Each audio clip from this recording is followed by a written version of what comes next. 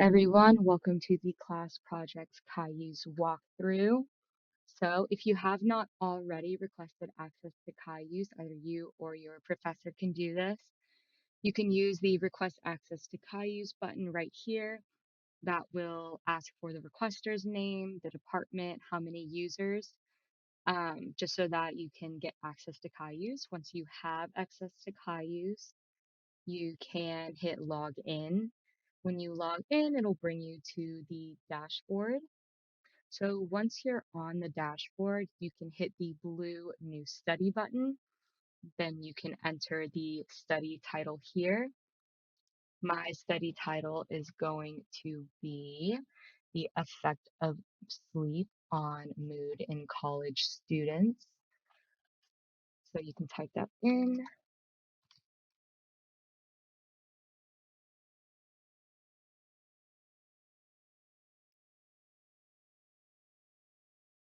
Once you're done with that, you hit the blue check mark and then you hit submission, the new submission, and hit initial. This will bring up the initial submission page for your study. You will hit edit. It will bring you to the getting started page, which lets you know about Cayuse, the UTD IRB. Getting started, it will essentially outline just a few of the items that you will most likely need for this. So in study information, HSP training, recruitment materials, the consent form, and then it also provides resources and helpful tips. Once you select yes, it will open up the next tab of this submission. So what type of activity is the submission for? Since it's going to be for a class project, so you will hit class project. And then it'll also provide a note that says class project studies are only approved for one semester and all data must be destroyed at the end of that semester. Next, you will have to select a principal investigator. If you're working by yourself, that's fine. You can just put your name here. If you're going to be working in a group, you can just pick one person from your group and add them as the principal investigator. First, you will hit find people, and then you will type in the name of the principal investigator. So this one will be Amanda Boone. Once you type in their name, you have to hit the search bar or they won't show up. Hit the plus sign and then hit save. That has added the principal investigator to the study. Next, you will hit the class projects page. You will hit the faculty sponsor. This is just going to be the instructor for this course. Hit find people and then add a name for the instructor. Hit the magnifying glass, plus sign, and then save. If you have if you have a TA that you need to add, you can add them here. If you have a co-PI you want to add, then you can add them here. Please note that co-PIs can edit this application if needed, and then any other study personnel can be added here, but they cannot edit or access the application. So we want to have a co-PI on here. So that will be Yesenia. Hit the magnifying glass, plus sign, and then save. If you can't find someone on the finds people, that means that they most likely don't have an account. And then that's when you would go to the request access to Cayuse, and then they can input that information and then get access to Cayuse and then be added to the submission. Next, you need to provide human subjects training certifications for all personnel. This includes the PI, faculty sponsor, and then anyone listed under essentially anyone listed. So that'll be PI, faculty sponsor, teaching assistant, co-PI, or any other personnel. Before you actually attach the physical copy or the PDF of your human subjects protection training certificate, you can view the trainings that the researcher has linked to their Cayuse account. You can do this by selecting view, and you can see which ones they have completed up until this point. So for example, you can go back to the PI and you can see that the human subjects protection, social and behavioral training was completed and when it was completed and when it expires. You can link your Cayuse and City account by going to our website and hitting the HSR City page, going to the training steps, and by following these instructions, you can use your Net ID and password to log in, which will then sync your accounts. It should take about a day for it to fully sync, and then you'll be able to just hit view and see all of the trainings without having to actually attach it to the section here. If you find that the training isn't linked for one of the study personnel, for the TA, for the faculty sponsor, you can just select attach, the plus sign, add file, and then HSP certificate. Once you confirm that the data for the study will be destroyed at the end of the semester, it will open up the rest of the application. The first question that we'll need to answer is essentially the purpose of the research. So the purpose of this research,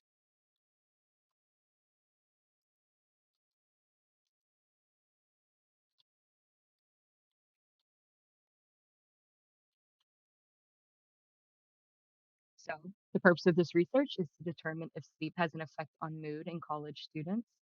Next, we have to indicate what kind of research our study will involve. So mine will involve interactions with participants, and you see that that opens up a whole bunch of questions. Each time you select something different, it will open up a different set of questions that you'll need to answer, like that. But since mine only involves interactions with participants, such as using a survey questionnaire, then that's the one I will select.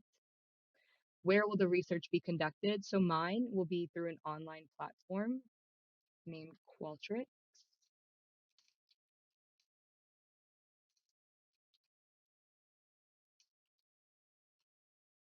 And then will you be using any existing data for analyses? Essentially, will you be using any data that was collected by someone else?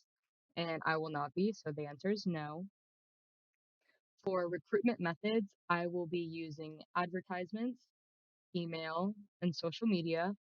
For emails that aren't through e-learning, we do ask that you only use emails through that you already have in your contact list or phone book, essentially.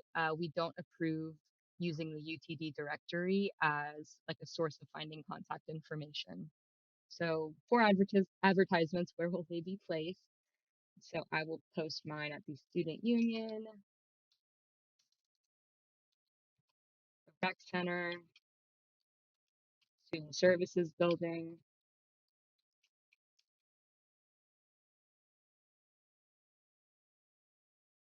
How will I obtain these emails? Like I said, it will be through my personal contact list. And then social media, I'll be posting my recruitment on Instagram. And then it will ask you to attach all recruitment materials. So I will attach my recruitment flyer. I will attach my email recruitment script. And then I will attach my Instagram story and then hit apply. I will go ahead and show you what each of these look like. So my flyer looks like this. It has the name of the study, the eligibility to participate. Since I'm doing an online survey, I went ahead and added a QR code that will automatically take participants to the survey. And then I have consent or contact information. Next, I have my email recruitment script. So again, it has my name, participation in the research, what it involves. So it's an online survey that asks about sleep and mood, and it takes about 10 to 15 minutes to complete. And then I provide the link and then contact information. Next, I have my Instagram story. So again, what the study is, eligibility requirements, and then the clickable link, and then again, contact information if needed. Next, it's what kind of participants will be recruited for the study. So mine will include UTD students since I am also posting recruitment on UTD campus. and then family and friends since I am using personal contacts and social media. For the total estimated number of participants, if you're like, I want to recruit about 50 to 100, always just go with the higher number so then you don't have to worry about submitting a modification to increase the total estimated number of participants. Since I'll be using an online survey, I will be consenting participants through an online survey so that they can just select I agree to consent, or if they decide they do not want to participate, they can select I do not agree. For if you're doing an in-person interaction with your participants and it's like an interview, or say you're doing like an in-person survey or anything like that, you would hit verbally and in person and then have them follow this consent process. So for the consent form, we do have a template on our website. If you go to the undergraduate student projects page, scroll all the way down and hit consent form, this will bring you to this where you can just download it. You will just replace the information that's in red with your applicable information for the study. So investigator Hannah Rodriguez with my contact information. The purpose of the study is to XYZ. And then you would indicate what participants will be doing in the description of project page. So mine, for example, will say participants will complete an online survey. Participants will complete an online survey where they will be asked questions about quality of sleep and mood, and it should take about 10 to 15 minutes to complete. Since again, I am doing an online research study, I will use this option here and then delete the in-person research section because I'm not doing in-person research. So I will attach my consent form and then open it to show y'all. Sleep and mood consent form, apply, and then just to show y'all what it looks like. Here it is. So again, it has my name, the faculty sponsor. It has the purpose of the study, the description of the projects, and then again, I have that online research aspect where it says that the person needs to hit I agree to consent to be in the study, which acknowledges that they are above 18 years old and that they understand the statements above and they freely consent to participate in this study. Since mine will be online, I will only be using the online survey, and then it will ask you to provide the link to the online survey. So you can do that by going to Qualtrics, Distributions, go to the anonymous link option, hit Copy Survey Link, paste that into here. And we do use these links whenever we are reviewing the class projects. And just to kind of show you what we're looking at, we go to, we open the survey, and we want to make sure that you have the forced response and the skip logic applied to the consent section of the survey. So for the forced response, that's when it requires a response to this consent section. So it makes you say, please answer this question. And then the skip logic is if someone selects, I do not agree, and they hit next, it will automatically take them to the end of the survey and won't automatically route them to the next part. So the only time anyone should be able to see the next question in your survey is if they hit I agree. And then see that takes them to the next part, and that's the only time anyone should be able to see the next part of your question. So what are these research instruments? Like I said, I'm only doing surveys and questionnaires. Um, It'll ask you if you're asking about any private or sensitive aspects of behavior, such as sexual orientation, substance abuse, or illegal conduct. For class projects, y'all should not be asking questions like these in your surveys, so it should be no. If you do select yes, it will ask you to describe what kinds of what kinds of aspects of behavior you are asking about. But my survey does not ask about those kinds of questions, so I will select no. This part, what tasks will participants be asked to complete? This is kind of like the description of project in the consent form. So participants will complete an online survey, which includes questions about quality, okay, quality of sleep and mood. This Take about 10 to 15 minutes to complete.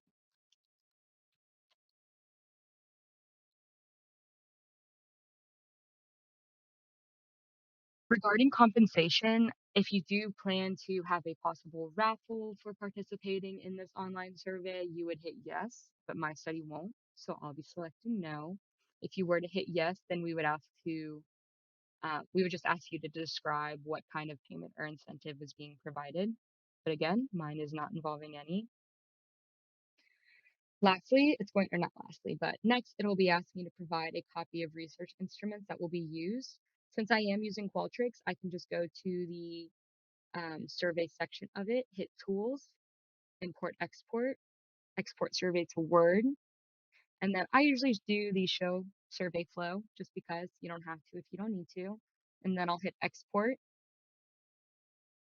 We'll go back to our study, hit Attach, and then since it's down here in the little bar, you can just drag and drop, which is always convenient, and then hit Apply. If your research protocol involves any deception, which is essentially not providing the full purpose of the study to the participant, you will need to hit yes and then provide the deception and debriefing process.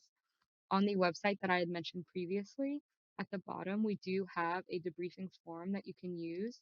It kind of just outlines a template that you can attach at the end of the survey so that participants can see what the true nature of the study is. And then it also gives them an option to withdraw their data from the study. If you are using deception, you do have to provide the right to withdraw their data. But since I'm not using deception, I will say no.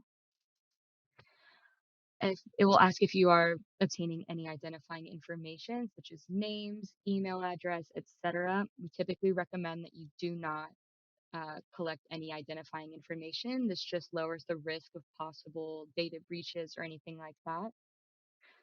Since I'm doing an online survey, my data will be on a password protected electronic device.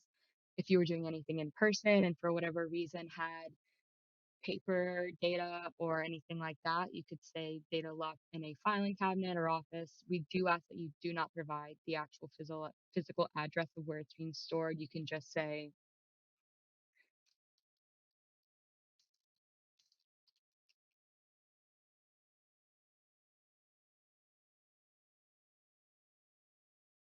you could just say the PI's name or the faculty sponsor's name, and then in their office in a locked cabinet. But I'm not going to be using any papers, physical copies of data, so I don't need to worry about that. Again, it's going to ask how long the data will be stored, and this is a reminder that you did confirm that the data would be only held for the semester and then would be destroyed at the end of the semester. And then with whom will the results of the project be shared? Typically, it only ever goes to the professor, classmates, or the course TA. But if you do intend to share it with anyone else, it will need to be described here. And then we have the class project attachment sections. All you have to do is really click on it and it'll automatically link what you've attached to this section over here. Next, you'll hit complete submission, confirm that you do want to finish submitting this study, and then you will hit certify. Until you hit certify, no one else will be notified that the submission's been completed. So this will just confirm that you have the proper training, expertise, and resources to conduct the study, that you accept responsibilities as the PI, that you have no conflicts of interest, and that everything on the application is considered to be true, complete, and accurate. And then you'll just hit confirm. And then you'll wait for the other individuals to certify it. So the co-PI and then the faculty sponsor still need to certify it before it is fully submitted to our office for review.